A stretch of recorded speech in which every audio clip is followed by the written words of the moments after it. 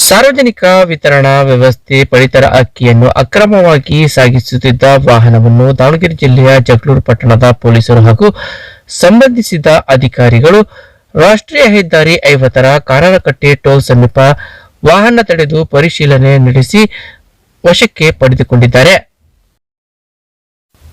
Ashoka Leyland mini ವಾಹನದಲ್ಲಿ ಪಡಿತರ ಅಕ್ಕಿಯನ್ನು ಯಾವುದೇ ಸೂಕ್ತ ದಾಖಲೆ ಇಲ್ಲದೆ ಅಕ್ರಮವಾಗಿ ಸಾಗಿಸಲಾಗುತ್ತಿದೆ ಎಂದು ಖಚಿತ ಮಾಹಿತಿ ಮೇರೆಗೆ ಅಧಿಕಾರಿಗಳು ಕಾರ್ಯಾಚರಣೆ ನಡೆಸಿದರು.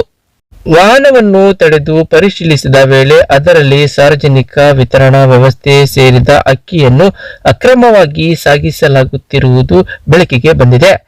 ಪರಿಶೀಲನೆ ವೇಳೆ ವಾಹನದಲ್ಲಿ ಒಟ್ಟು 41 ಕ್ವಿಂಟಲ್ ಪಡಿತರ ಅಕ್ಕಿ ಪತ್ತೆಯಾಗಿದ್ದು, ಅಕ್ಕಿಯೊಂದಿಗೆ ವಾಹನವನ್ನು ಅಧಿಕಾರಿಗಳು ವಶಕ್ಕೆ ಪಡೆದುಕೊಂಡಿದ್ದಾರೆ. ಈ ಸಂಬಂಧ ಸಂಬಂಧಿತ ಕಾಯ್ದೆಯಡಿ ಪ್ರಕರಣ ದಾಖಲಿಸಲಾಗಿದೆ.